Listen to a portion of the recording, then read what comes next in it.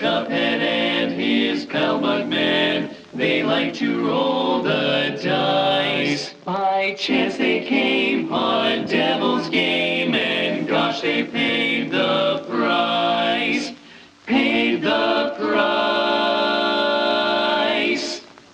And now they're fighting for their lives on a mission fraught with dread. And if they proceed but don't succeed, well, the devil will take their heads.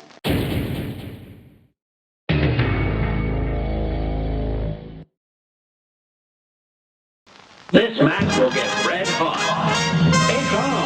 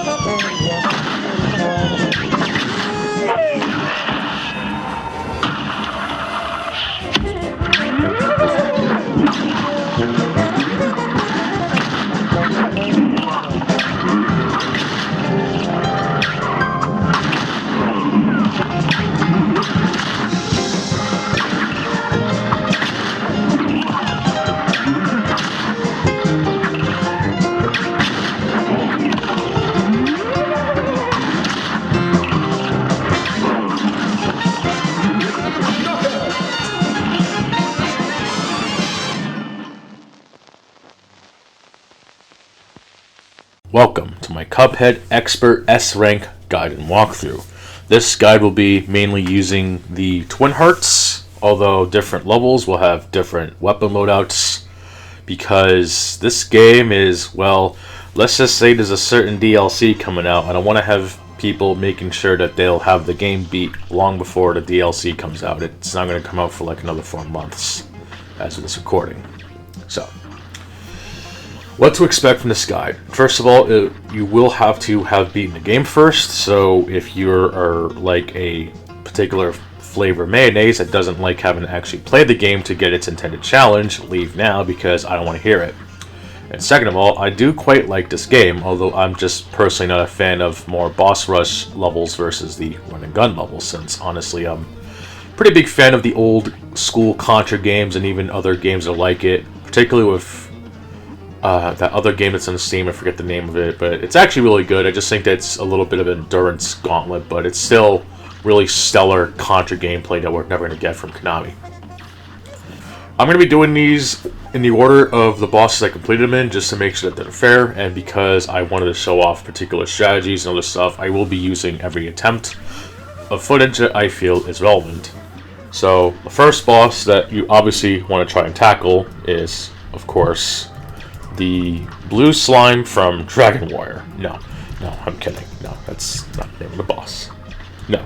Goopy Grande, I think that's how you say it. This dude is usually everyone's first pick of a boss because he is generally very simple, even unexpert, surprisingly. He doesn't really have anything too elaborate besides maybe having different jumping speeds and all this other stuff. I am by no means a Cuphead expert.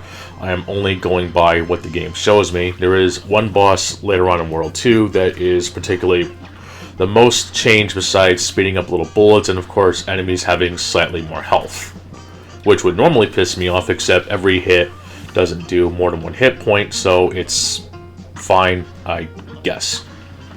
Okay, so let's talk about strategy with Goop, or the blue slime from Dragon Warrior.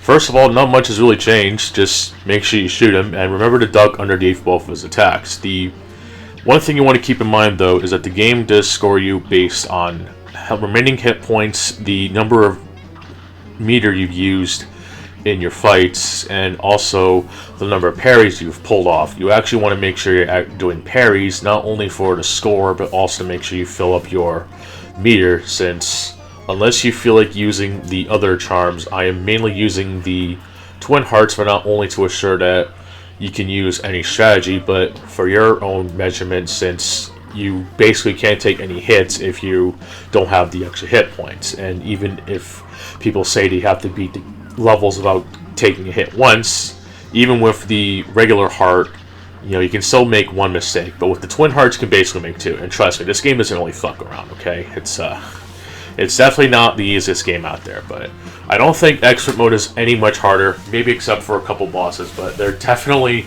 much faster than the Standard Mode. Expert definitely makes Standard look like a walk in the park. But also the good news is that you can pretty much play the bosses in any order, since you are technically in a post game, so after you beat the devil, you can pretty much go to any boss you want. So first of all, Goopy, like on the standard difficulty, he doesn't really do anything different. He is just a little faster. His speeds and his jumps are a little randomized, but nothing too throwing off or anything. It's pretty much the same fight as before. Make sure you use at least one of your super abilities or the EX moves, because for some reason in this game you can't just sacrifice one of your super cards to just use a EX move. That's honestly kind of dumb. I really hope the DLC changes that.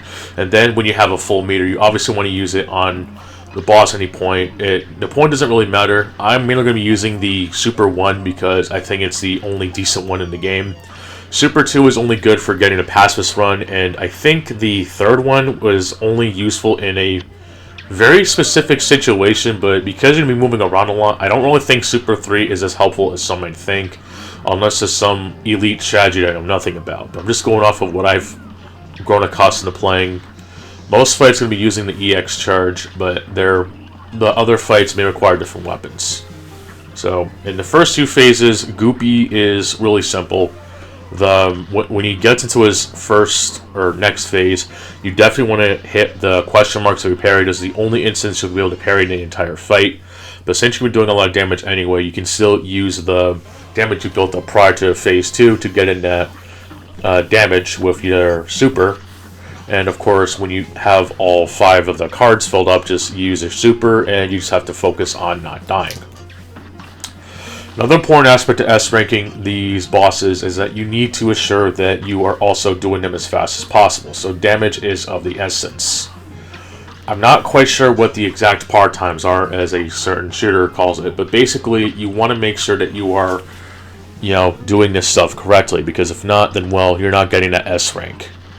And with the Twin Hearts charm, you can pretty much make 2 mistakes, because people get hit a lot in this game, but if you personally feel comfortable using the other charms, just mind you that getting hit once, you have to restart anyway, because, well, this game, like I said, doesn't fuck around. But in the final phase, Goopy will transform into a tombstone, and he'll move left and right periodically, slamming his tombstone into the foreground. And this isn't really that much harder. Just use the dash when he comes near, and I believe every couple of passes he'll start to fall. It's very predictable, not that much harder. It's not really much faster anyway, just a little bit more damaging, but use the EX charge to assure that you will defeat him in no time. Even with the current patch, this is on Xbox One, by the way, it's still really disgusting in terms of damage, and you can pretty much beat this boss no problem. This is definitely not what Expert Mode fully has to offer, but this fight is something else, I swear. This fight is actually so easy, it only took me 1 attempt. It really is not that hard. It's actually kind of ridiculous. So just to show the ranks I got, I will show the results screen just for a little bit. Although apparently it does move on its own eventually, so I apologize for the pre-ending little transition, but I will keep that in mind. And also, just to mention, by the way, I'm not really a fan of this game's music. I'm not saying it's bad or anything. I quite like it when you're not playing the game, but I just don't think for an action game as heavy as this, I don't really think the song fits at all. Honestly, I'd rather listen to something like Contra or literally anything else that isn't even Cuphead. And honestly, as much as I hate to say it, I really would rather listen to Modern Doom's music. At least it's fitting for the ass-kicking you are going to do in this game. And considering it is essentially a Contra-inspired boss rush game, this kind of music just ain't gonna cup it.